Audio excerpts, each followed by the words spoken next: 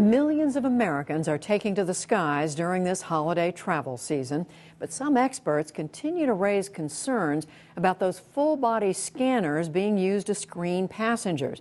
NewsHour science correspondent Miles O'Brien looks into the science behind the machines. His story was done in partnership with the online news site ProPublica. Okay, so it's a .38, right? Snub-nosed revolver. Okay, but it's heavy. All right, so I'm getting outfitted with some tools of the terrorist trade. And this is pretty much the same consistency as C4, which is plastic explosives, right? Arms up or not? This is a full-body scanner with Superman vision. Steve Smith is its inventor. It uses X-rays to see right through clothing and identify all kinds of potential threats. Critics call it an electronic strip search. Let's go back to the back room, see how I did. Here we have a metal object in your right front pocket. That's the wireless transmitter for the microphone. Here we have some small metal objects in your left front pocket. Yeah, Metal watch band. Here we have the handgun. Hands up and over your head. Up and over, up and over. They are called backscatter body scanners. They were widely deployed by the Transportation Security Administration at U.S. airports last year amid an uproar over the perceived privacy invasion. Your lab, and you share this lab with a lot of people? At the University of California, San Francisco, biochemist and imaging expert John Sedat was and is concerned about the small amount of ionizing radiation from the X-rays. This is the sort of radiation that damages our DNA and can cause cancer. Sedat reached out to some colleagues.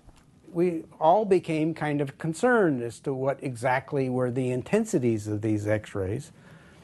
And the more questions we asked, it was clear there were fewer and fewer answers. Even though this was the biggest change in airport security since the FAA first mandated baggage screening and metal detectors in the early 70s, the TSA conducted only limited tests on the backscatter machines, and no independent safety tests have been done at all. So the scientists wrote a letter to the president's science advisor, raising numerous red flags about the safety and the scientific rigor used to test the technology. Eventually, they received a 4-page response from the Food and Drug Administration, which was, in reality, nothing more than a restatement of the facts that are out there, primarily coming from the company that makes these machines. The company is called Rapiscan, based in Torrance, California. The TSA has purchased 250 of the machines so far at $180,000 apiece. Rapiscan hopes to sell the government many more machines, assuming the TSA approves a new model, which replaces the privacy-stripping images with cartoonish graphics. Peter Kant is the Vice President for Government Affairs. All right, so walk me through this. What's going on in here? So here on the left are the computers that are operating the system and its power sources. Kant gave me an under-the-hood look at the device. This rectangular box generates an X-ray beam through a narrow slot. As it moves, a disc spins in front of the slot, creating a so-called raster scan. The X-ray beam is about the diameter of a sharpened pencil point. So it's never on one part of the body for over 1/2000th of a second as it's moving through. If there are any changes in how fast that X-ray is moving, either faster or slower, the system automatically shuts down. Kant claims the system is fail-safe. The X-rays penetrate only a quarter inch into the skin. Like radar, they reflect back to detectors, which capture the images. X-rays used in the backscatter, do they raise the risk level for those who are subjected to them? They use a small amount of X-rays as possible that we can generate, because that actually helps in the detection, having the lower power X-ray. And so it's about equivalent to eating the same level of radiation you get from eating about half a banana. The potassium in a banana is slightly radioactive.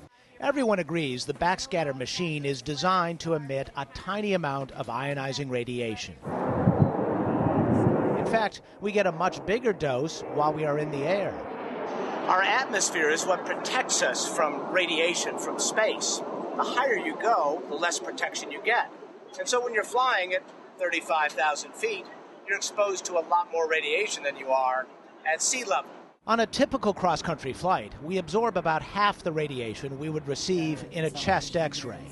The advertised radiation emitted from a backscatter scan, about 20 to 50 microsieverts, is equivalent to the dose we get flying at 35,000 feet for about 2 or 3 minutes.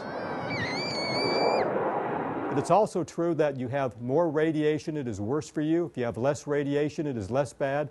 And if you have less and less and less and less and less, you finally get to a point where any risk of that radiation is just trivial and you shouldn't be making decisions on the basis of it. And that's literally the place that body scanners operate at. So, question is, what is the cancer risk for this individual?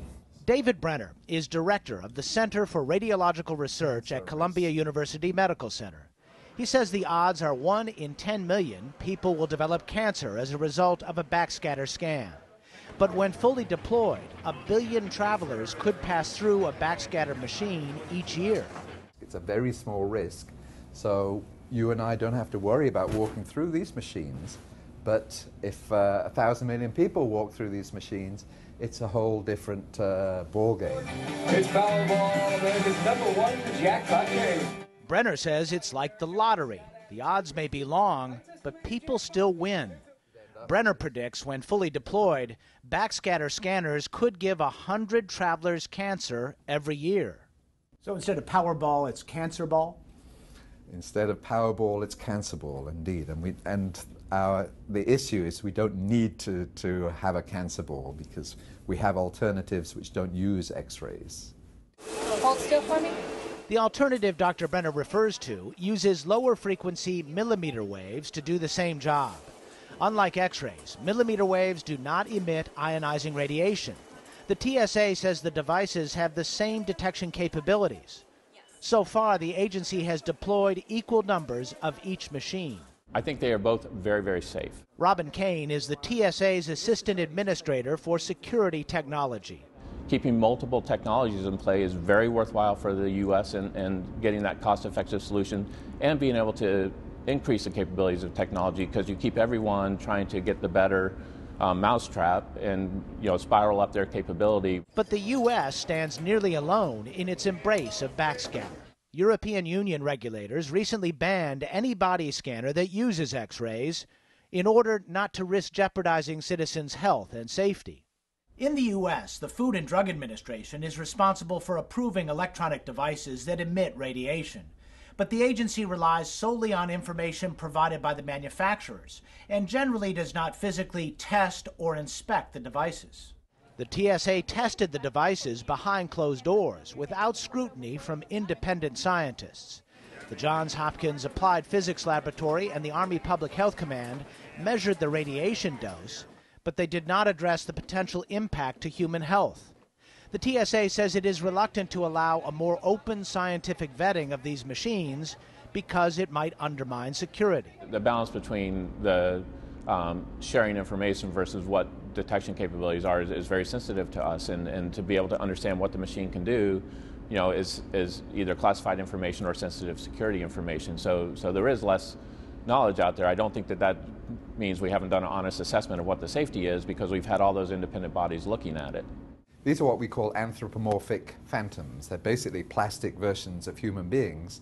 David Brenner says the TSA owes it to the public to be more forthcoming. So in theory, this would react to a radiation source much as a human body would. Very much as a human body would. He says a phantom test is the most accurate way to measure the radiation dose emitted. Well, these are not easy measurements to make at all. In fact, they're really hard measurements to make, and that's why really you need the whole scientific community contributing to try and make sure that we understand what's going on inside these machines. There's a lot of uncertainty, I think, right now, and that's because very few people have had access to doing these measurements. I would like to, in collaboration with Dr. Brenner, figure out how we're actually going to measure the dose. It's not trivial. Arizona State University physicist Peter Rez worries about the uncertainty as well. And after carefully scrutinizing backscatter images, he's also concerned about the efficacy of the machines. So what the machines detect is edges. That becomes the anomaly that they go after. What they cannot do is to differentiate between a high explosive and human tissue. The TSA won't comment on the capabilities or vulnerabilities of its screening devices. But the so-called underwear bomb, nearly detonated on a flight to Detroit by Umar Farouk Abdul Mutallab on Christmas Day 2009, would very likely have gone undetected by backscatter X-rays. Ironically, it was that incident that hastened the decision to use backscatter scanners at U.S. airports.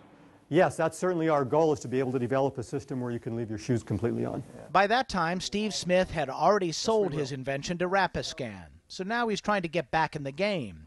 He runs a small company working on a new generation of backscatter scanners that are smaller and, he says, more accurate. He says his critics are in the dark. So they're not making an informed argument, you think? No, they are clearly not making an informed argument. Should they be given that information, or is there no way to do that?